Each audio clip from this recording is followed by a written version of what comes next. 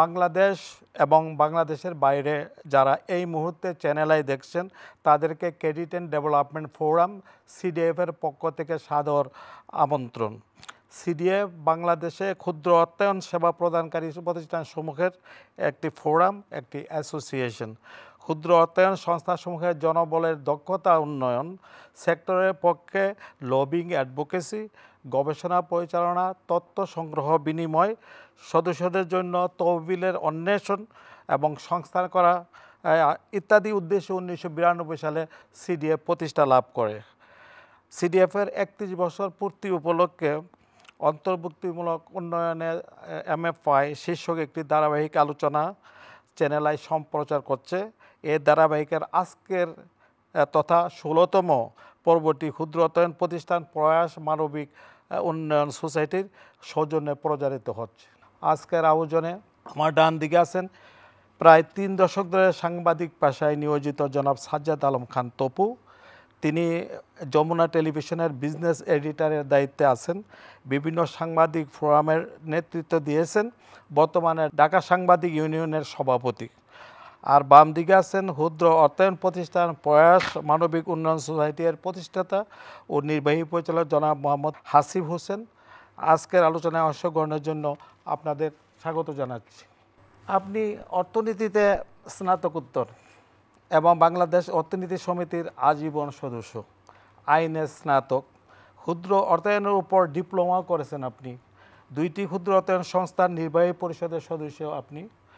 এসব নানামুখী অভিজ্ঞতায় আপনি ক্ষুদ্র অর্থায়নের ভূমিকাকে কিভাবে মূল্যায়ন করেন? ক্ষুদ্র অর্থায়ন এটি তো বাংলাদেশে একটি ক্রমবিকাশমান ধারায় অগ্রসর হচ্ছে।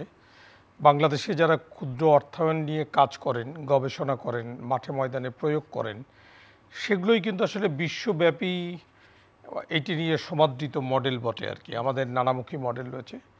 ক্ষুদ্র ঋণ সম্পর্কে আমি বলতে চাই যে এটি নিয়ে তর্ক বিতর্ক আছে, মতবিরোধ রয়েছেন, কিন্তু ক্ষুদ্র ঋণের সেবা যিনি নেন এবং ক্ষুদ্র ঋণের সেবা যিনি প্রদান করেন তারা কিন্তু সবাই এক দৃষ্টিতে বলছে যে এটির প্রয়োজনীয়তা রয়েছে। বাংলাদেশ স্বাধীনতার পরবর্তী সময়ে যে আমাদের যে হতদরিদ্রের সংখ্যা, গরিব মানুষের সংখ্যা ব্যাপক হারে শুধু কমেনি, এখান থেকে ক্ষুদ্র উদ্যোক্তা তৈরি করা, তৃণমূলের মানুষের জন্য স্বাস্থ্যসেবা নিশ্চিত করা, আপনি যদি দেখেন যে তাদের কর্মমুখী উদ্যোগ তৈরি করে দেওয়া, বাজারের সাথে তাদের সংযুক্তি তৈরি করে দেওয়া এবং এই যে কাজের যে ব্যাপ্তি তৈরি করে দেওয়া, তার চেয়েও বড় বিষয় হচ্ছে যে মানব মর্যাদা অর্থাৎ অর্থনৈতিক স্বনির্ভরতা অর্জনের মধ্য দিয়ে একটা কণ্ঠস্বরবিহীন মানুষ যার সমাজে কোনো ভয় ছিল না তাকে আপনি মূলধারাতে সম্পৃক্ত করতে পেরেছেন। এই কাজগুলো কিন্তু যে যত বিতর্কই করুক না কেন, কিন্তু এই কাজগুলোর ভিতর দিয়ে কিন্তু বাংলাদেশের অর্থনীতি সমৃদ্ধ হচ্ছে। এই সমৃদ্ধির এই জায়গায় ক্ষুদ্র ঋণের বা ক্ষুদ্র অর্থায়নের একটা টেকসই অবস্থান কিন্তু তৈরি হয়ে গেছে আর কি। এই যে এই মুহূর্তে যদি আপনি দেখেন যে বাংলাদেশের ব্যাংকিং সেক্টর নিয়ে নানান বিতর্ক হচ্ছে, মার্জার হচ্ছে, ক্ষুদ্র মানে বড় যারা ঋণ দেয় অর্থায়নের ক্ষেত্রে, ক্ষুদ্র ঋণের ক্ষেত্রে কিন্তু এই ধরনের বিতর্কের কোনো সূত্র হয়নি। অর্থাৎ আপনারা প্রতিদিন শিখছেন, প্রতিদিন পরিবর্তন হচ্ছে, মানুষকে সমৃদ্ধ করছেন এবং এই পদ্ধতি সমৃদ্ধ হচ্ছে আর কি। এই সমৃদ্ধ হওয়ার পথেই কিন্তু আসলে আমাদের অনাগত বাংলাদেশের যে আমরা দেখছি যে এখন যেমন ক্ষুদ্র উদ্যোক্তা তৈরি হচ্ছেন, মাঝারি উদ্যোক্তা তৈরি হচ্ছেন। একটা সময় ধরেন আমি আমার রিপোর্টিংয়ের শুরুতে ভাবতাম 2000-5000 টাকা ঋণ দেয়, এখন তো বলা চলে যে মাঝারি উদ্যোক্তাদের 8 লাখ, 10 লাখ, 20 লাখ টাকা পর্যন্ত ঋণ দিয়েছে। একই সঙ্গে আপনি দেখেন যে এই যে আমি বললাম যে কর্মসংস্থানের সুযোগ হচ্ছে, শিক্ষার সুযোগ তৈরি করে দিচ্ছেন, মানুষের বাজারের লিঙ্কেজ তৈরি হচ্ছেন, ক্ষুদ্র ঋণ যারা নিয়েছেন তাদের একটা প্রজন্ম শিক্ষিত হয়েছে।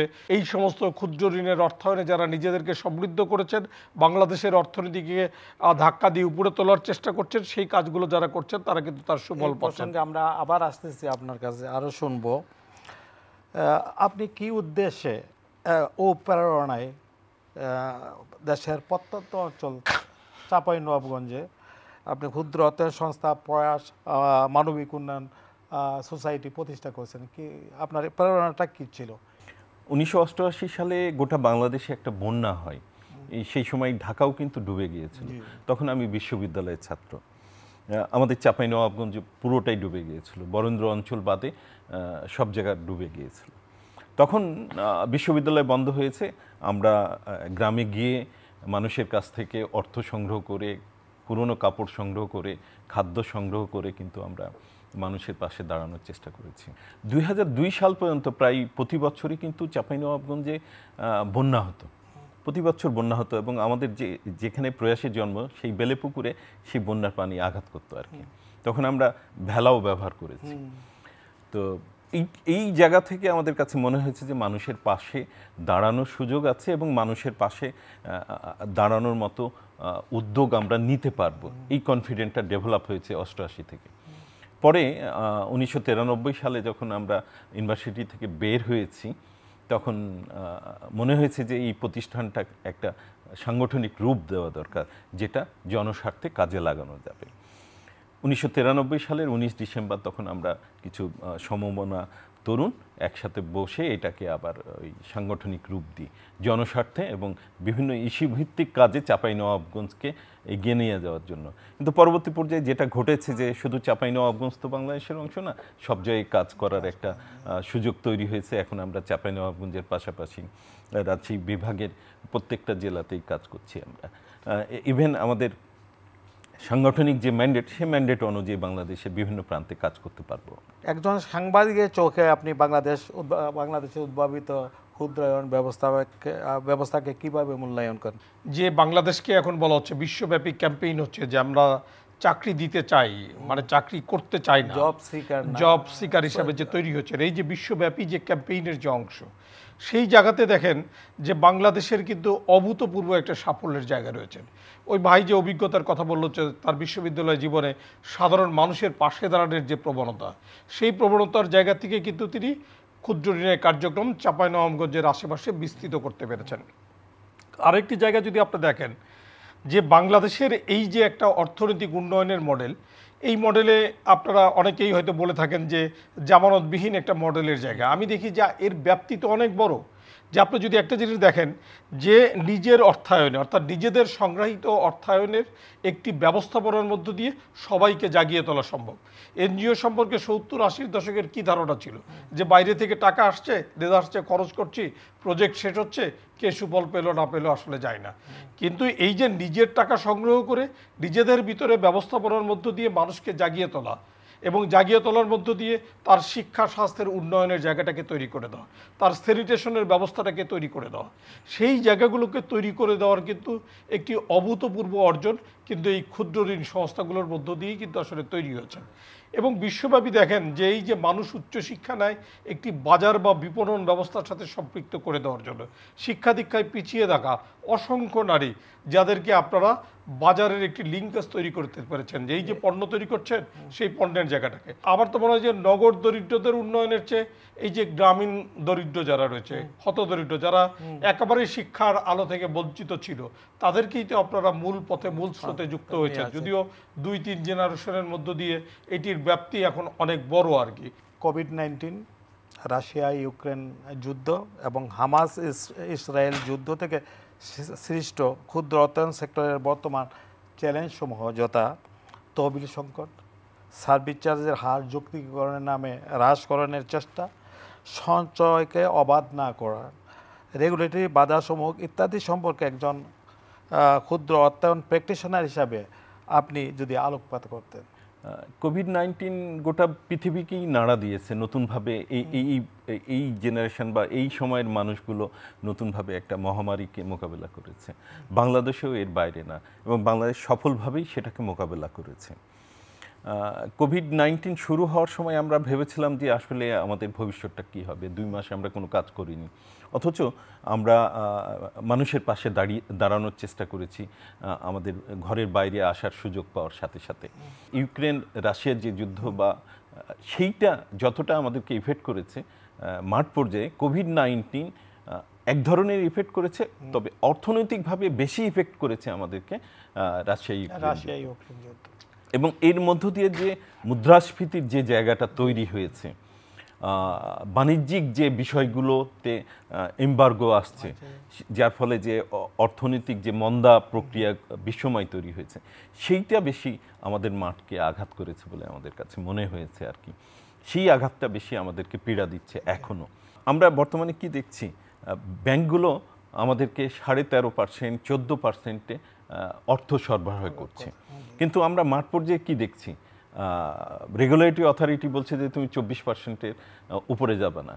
আবার অনেকগুলো প্রজেক্ট আছে যে প্রজেক্টগুলো বিশ্ব ব্যাংক সহ সরকারের মাধ্যমে চ্যানেল আপ হচ্ছে, সেগুলো 18% কোনোটা ইন্টারেস্ট নিতে হচ্ছে, কোনোটা 10%, কোনোটা 4%ও আমরা কোভিডের সময় বিশেষ অর্থায়ন করেছি।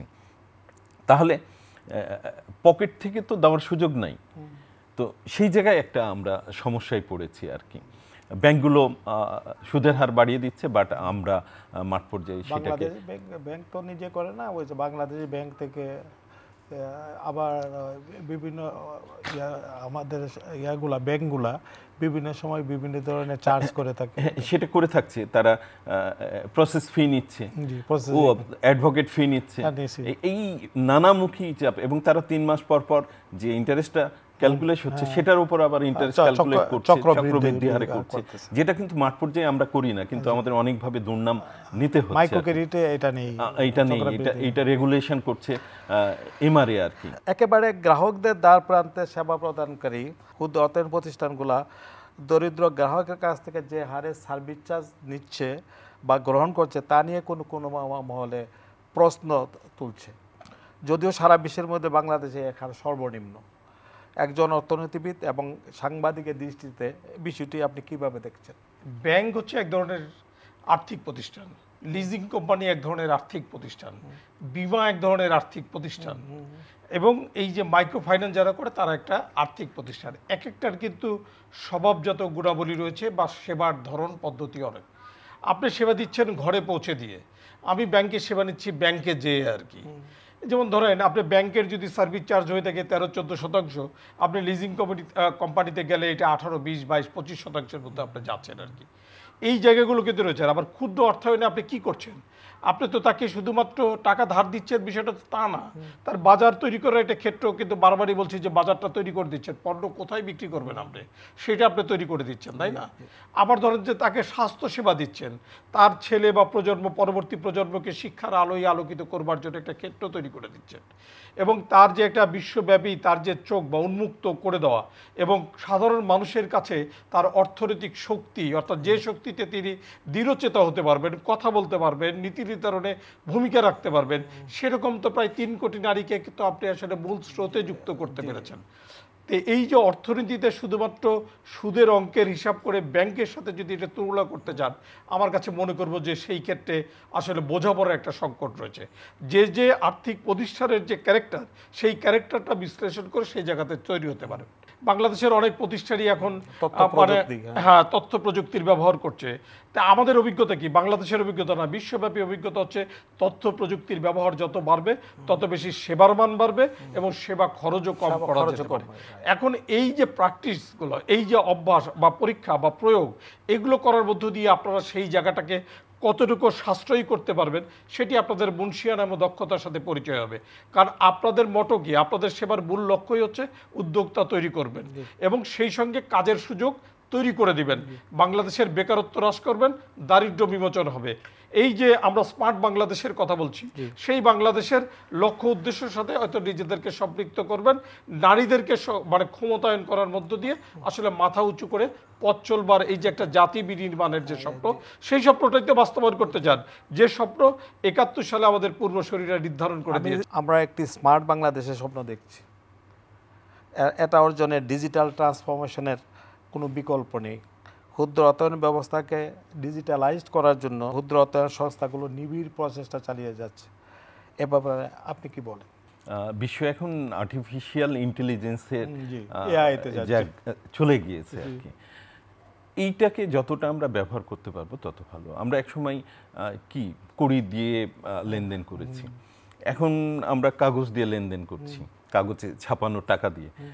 আগামী বিশ্ব কিন্তু ভার্চুয়াল টাকার জায়গা, সেই জায়গায় যেতে হবে, হ্যাঁ। তো সেই জায়গায় আমরা কাজ করছি, কিন্তু কাজ করছি যেমন আমাদের যে হিসাব নিকাশের জায়গাগুলো, সেই জায়গাগুলো অলরেডি কিন্তু সফটওয়্যার বেজ হয়ে গেছে। আমরা মোবাইল ফাইন্যান্সিংয়ের জায়গায় যাচ্ছি, কিন্তু কমিউনিটি পিপুল 100% কিন্তু মোবাইল ফাইন্যান্সিংয়ের মধ্যে ঢুকছে না। বা অতটা অ্যাওয়ার না, সেই জায়গায় আমাদের চ্যালেঞ্জটা অনেক বেশি অন্যদের থেকে। সেই জায়গায়ও আমরা কাজ করছি, আস্তে আস্তে তাদেরকে ঢুকানোর চেষ্টা করছি, অন্তর্ভুক্তি করছি আর কি। আগামী বিশ্ব যেহেতু সরকারও ঘোষণা করেছে ডিজিটালাইজেশনের জায়গায় অলরেডি কাজ করেছে, আগামীতে হলো স্মার্ট বাংলাদেশের জায়গায়, সেই জায়গায় আমরাও কিন্তু কাজ করছি। কতটা পেপারলেস, কতটা আপনার উইদাউট মানে ভার্চুয়াল টাকায় ঢোকা যায়, সেই জায়গাগুলোতে ইতিমধ্যেই আমরা কমিউনিটির সাথে কাজ করছি। কমিউনিটি বলতে আমাদের সদস্যদের সাথে কাজ করছি। আর নারীর ক্ষমতায়ন বলেছেন, সেখানে এই যে উন্নয়ন সংগঠনগুলো বা ক্ষুদ্র অর্থায়ন সংগঠন হিসাবে আমরা প্রথমেই নারীর ক্ষমতায়নে কাজ করছি। টাকাটা কিন্তু নারীর একে দিই। কোনো সম্পদ সৃষ্টির ক্ষেত্রে কিন্তু আমরা নারীর পারমিশন বা নারী তার নামে টাকা নিয়ে তার পুরুষ স্বামীর কাছে বা ছেলেকে বা ভাইকে আর্থিকভাবে অন্তর্ভুক্ত করছে বিভিন্ন বিজনেসের সাথে। সঙ্গত কারণে যখন টাকাটা নারীর হাতে থাকে, নারী কিন্তু সিদ্ধান্ত বা কোনো কোনো বিষয়ে কথা বলার সুযোগটা বেশি পায়। এইভাবে আস্তে আস্তে কিন্তু আমরা নারীর ক্ষমতায়নের জায়গায় কাজ করছি। ডিজিটাল ট্রান্সফরমেশনেও আপনাদের সাথে সাথে ভূমিকা রাখছি, তাদেরকেও অন্তর্ভুক্ত করছি নারীর একক। কিন্তু আপনি অন্তত 2টি ক্ষুদ্র অর্থায়ন সংস্থার নির্বাহী কমিটি সাধারণ পরিষদে আছেন। একজন সাংবাদিক ও অর্থনীতির ছাত্র হিসেবে ক্ষুদ্র অর্থায়ন প্রতিষ্ঠানের অর্জন তথা সেবাকে আপনি কিভাবে দেখছেন? যে সমস্ত নারীরা বা পুরুষরা ক্ষুদ্র ঋণ গ্রহণ করেন, তারা এই শীতাতাপ নিয়ন্ত্রিত আসলে বড় বড় ব্যাংকের সিঁড়ি পর্যন্ত যেতে আসলে ভীত সন্ত্রস্ত থাকতো, অথবা নিজেদের ভেতরে আসলে সাহস হারানোর একটি জায়গা তৈরি করেছিলেন। সেই মানুষজনকে তো আপনি উদ্যোক্তাই তৈরি করেন নাই, এই যে ডিজিটাল ট্রান্সফরমেশনের সাথে কিন্তু সম্পৃক্ত করতে পেরেছেন। তারা কিন্তু লেনদেন করছে, মিডিয়া মোবাইল ফিনান্সিয়াল সার্ভিসের ব্যবহারও করছে। হয়তো আমার তো মনে হয় 2, 4, 5 বছরের পরে এটি সর্বোত্তম ব্যবহার হবে। ইতিমধ্যে আমরা জেনেছি যে আর্টিফিশিয়াল ইন্টেলিজেন্স ব্যবহার করে ক্ষুদ্র ঋণ সংস্থাগুলোর কর্মী নিয়োগের ব্যবস্থা করা হচ্ছে। অর্থাৎ আরও দক্ষতার সাথে ড্রপ আউট যাতে না হয়, সেবার মান যাতে বাড়ে, ভেতরে আসলে আর্টিফিশিয়াল ইন্টেলিজেন্স দিয়ে যদি কর্মী বাছাই করা হয়, তার ইতিবাচক প্রভাব যে জায়গাগুলো তৈরি হচ্ছেন, এই জায়গাগুলোতে তো আমরা দেখছি যে মানে নিরন্তর প্রচেষ্টার মধ্য দিয়ে ক্ষুদ্র অর্থায়ন তার একটি প্রতিদিনই বা প্রতিক্ষণই এক ধরনের নতুন নতুন মাত্রা তৈরি করছেন। সেই মাত্রাগুলো আসলে আমাদের যাপিত জীবনে সম্পৃক্ত হচ্ছে। এবং এটি যদি আমাদের গ্রস অর্থনীতির কথা বলেন, জিডিপির গ্রোথে আমরা যেমন ভূমিকা রাখতে পারছি, অনুরূপভাবে আমরা স্থানের ভূমিকাতেও আসলে কথা বলতে পারছি। যে অঞ্চলে মাইক্রো ফাইন্যান্স হচ্ছে, সেই জায়গাগুলোকে কিন্তু আসলে আমরা আসলে দেখছি বা দেখার চেষ্টা করছি। তবে এই যে অগ্রগতি, আসলে চ্যালেঞ্জ না থাকলে তো অগ্রগতি আসলে হবে না, মানে বাধাগ্রস্ত তো হতে পারে। কিন্তু সেই সমস্ত জায়গায় এখন বরঞ্চ আমার কাছে মনে হয় যে আমাদের যে ক্ষুদ্র অর্থায়নগুলোর যে অগ্রযাত্রা হচ্ছে, আপনাদের হাত ধরে এইটির যে আসলে যাত্রা পথ তৈরি হয়েছেন, সরকারের সহযোগিতা যেমন দরকার, সমন্বিত উদ্যোগ দরকার। সুধী দর্শক, এখন চলুন প্রয়াস মানবিক উন্নয়ন সোসাইটির কার্যক্রমের উপর একটি ভিডিও চিত্র দেখে আসি।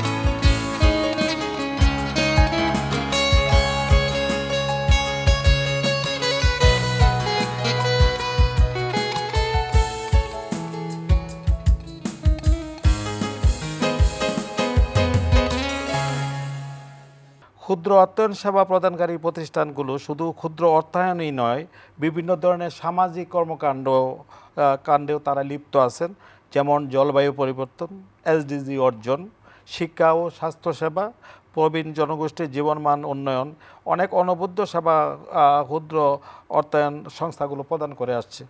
এ ব্যাপারে অভিজ্ঞতাগুলো যদি শেয়ার করতেন আমাদের সাথে। জলবায়ু পরিবর্তন গোটা বিশ্বকেই কিন্তু একটা ঝুঁকির মধ্যে ফেলেছে আর কি, সেটার বাইরে বাংলাদেশ নয়।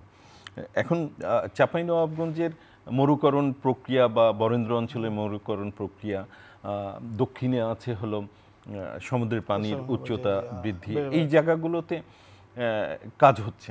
চাঁপাইনবাবগঞ্জে যেমন আমরা পল্লীকর্ম সহায়ক ফাউন্ডেশনের সহায়তায় জিসেফ ফান্ডের আওতায় নতুনভাবে কাজ করছি। নতুনভাবে কাজ করতে যে আমরা যেটা দেখছি সেটা হলো গ্রাউন্ড ওয়াটার লেভেলটা নিচে নেমে যাচ্ছে। সেখানে সেই গ্রাউন্ড ওয়াটার লেভেলটাকে ইনটেক্ট করার জন্য কিছু প্রযুক্তির ব্যবহার করার কথা চিন্তা ভাবনা করা হচ্ছে। এটার বাইরে যেমন কমিউনিটিকেও কিন্তু সচেতন হতে হবে। আমি যে সারফেস ওয়াটারটা পেলাম বা পানিটা পেলাম সেটা যেন অপচয় না হয়, সেটাকে নিচে যাওয়ার সুযোগ করে দেওয়া। গ্রাউন্ড ওয়াটার ব্যবহার না করে আমরা যদি সারফেস ওয়াটারটাকে ব্যবহার করি, সেচের ক্ষেত্রে বিশেষ করে নদীর পানি যদি ব্যবহার করি, পুকুরে যদি পানি সংরক্ষণ করি বা নালাতে পানি সংরক্ষণ করি, সেটা ব্যবহার করি, তাহলে সেই জায়গাতে আমরা কিন্তু জলবায়ুর এই যে প্রতিঘাত, সেই প্রতিঘাত থেকে রক্ষা পেতে পারবো বলে আমার কাছে মনে হচ্ছে। এবং সেই জায়গায় কিন্তু প্রয়াস মানবিক উন্নয়ন সোসাইটি বরেন্দ্র অঞ্চলে কাজ আগে থেকেই করছে এবং নতুনভাবে কিছু কিছু প্রজেক্ট নিয়ে কাজ শুরু করেছে আর কি। Thank you. এই মুহূর্তে বাংলাদেশের সামনে যে চ্যালেঞ্জ রয়েছে, তেমনি যেমন আগামী 7-8 বছরের মধ্যে আমাদের অর্থনীতি আরও এগিয়ে যাওয়ার সম্ভাবনার কথাও কিন্তু আলোচিত হচ্ছে, শোনাও যাচ্ছে, এবং আমরা বিশ্বাসও করি যে আগামী 7-8 বছরের মধ্যে আমাদের অর্থনীতির বর্তমান রূপে থাকবে না, আরও স্মার্ট হয়ে যাবে। এর প্রেক্ষিতে সামনের দিনের চ্যালেঞ্জগুলো মোকাবিলা করতে এবং সম্ভাবনাগুলোকে বাস্তবে রূপায়ণের জন্য ক্ষুদ্র অর্থায়ন সংস্থাগুলোর কাছে আপনার প্রত্যাশাটা কি? প্রত্যাশার চ্যালেঞ্জ আছে বলেই তো সম্ভাবনার ক্ষেত্র তৈরি করবেন। এবং এই যে বাংলাদেশে প্রায় 50 বছরের অভিজ্ঞতা, মানে 72 সাল থেকেই যদি আমরা দেখি যে তার বাংলাদেশের যে অভিজ্ঞতা, বিপুল অভিজ্ঞতা, বা 50-52 বছরের এই যে প্রজন্ম পরম্পরায় যে অভিজ্ঞতা রয়েছে, সেই অভিজ্ঞতাকে কাজে লাগিয়ে নানা ধরনের চ্যালেঞ্জের কথা। ওই যে আমি বলছিলাম যে আসলে আমাদের তহবিল, অর্থাৎ সস্তা তহবিল আসলে দরকার। ফরেন ফান্ডিংয়ের সেই জায়গাগুলোকে তৈরি করা যায় কিনা। আমরা তো দেখি যে এশিয়ার অন্যান্য দেশ সেই সুযোগকে কাজে লাগাতে সক্ষম হচ্ছে। বাংলাদেশ আসলে যৎকিঞ্চিত বা 2-1টি প্রতিষ্ঠান কেস টু কেস বেসিসে হয়তো তাদের সেই অভিজ্ঞতা অর্জন করেছেন। এটি পর্যালোচনা করলে আমরা দেখি যে এইটা কিন্তু আসলে সার্বজনীন হয়েছে, অর্থাৎ এই যে প্রায় 500-র মতো যে ক্ষুদ্র ঋণের যে প্রতিষ্ঠান রয়েছে, সেই প্রতিষ্ঠানগুলো আসলে এই কার্যকরের একটা জায়গা তৈরি হতে পারে। 2-1টি প্রতিষ্ঠান আমরা দেখলাম যে পুঁজিবাজার থেকে আসলে অর্থ সংগ্রহের অভিজ্ঞতা অর্জন করেছেন। সেই অভিজ্ঞতাগুলোকে আসলে অন্যদের মাঝে ছড়িয়ে দেওয়ার একটি জায়গা তৈরি করা দরকার। একই সঙ্গে আমি বলবো যে বাংলাদেশের টপ 10 মাইক্রো ফাইন্যান্স প্রতিষ্ঠানের তো বিপুল অভিজ্ঞতা রয়েছে, কর্মসংস্থানের সুযোগ তৈরি করেছেন, কাজের ব্যাপ্তি ব্যাপক রয়েছেন, এবং এই যে বেশিরভাগ প্রতিষ্ঠানগুলো এখনো ক্ষুদ্র এবং ক্ষুদ্র আকারে যারা রয়েছেন, তাদের সক্ষমতা যাতে আরও বাড়ানো যায়। এই যে 8 বছর 10 বছর বা এক যুগের পরে বাংলাদেশে ক্ষুদ্র ঋণ তো আর 10-20 হাজারে থাকবে না। 10 লাখ 20 লাখ আজকে দিচ্ছেন, তখন হয়তো বা দাঁড়িয়ে বলবেন যে আপনি 50 লাখ টাকাও অর্থায়ন করছেন। ব্যাংকের জটিলতায় হয়তো কেউ যেতে যাচ্ছে না, হয়তো আপনাকে বলছে, অর্থাৎ যে উদ্যোক্তাকে আপনি মানে বারবারন্ত পর্যায়ে নিয়ে গেছেন, সে হয়তো আপনাতেই আস্থা রাখছে, তখন হয়তো এটা 20 লাখ 50 লাখ টাকা যাবে। সেই জায়গাগুলোকে আসলে আপনি কিভাবে মোকাবেলা করবেন, দক্ষ কর্মী কিভাবে তৈরি করবেন, তাদের প্রশিক্ষণের মান কীরকম হবে, সেই সঙ্গে মানুষ হিসাবে কর্মীদের যে কমিটমেন্ট এখন রয়েছে, সেই ধারাবাহিকতা রক্ষা করবারও কিন্তু একটি চ্যালেঞ্জ রয়েছে। সেই চ্যালেঞ্জ কিন্তু আপনি আসলে মোকাবেলা করবার কিন্তু সেই জায়গাগুলো তৈরি করবেন। এই যে জলবায়ুর অভিযোজন ক্ষমতাকে বাড়াতে হবে, ভাই বলছিলেন বিভিন্ন ক্ষুদ্র ঋণ সংস্থাগুলো এই বিষয়গুলোকে নিয়ে কাজ করে। এই কাজগুলোকে কিন্তু আসলে আরও হয়তো ব্যাপ্তি বাড়বে।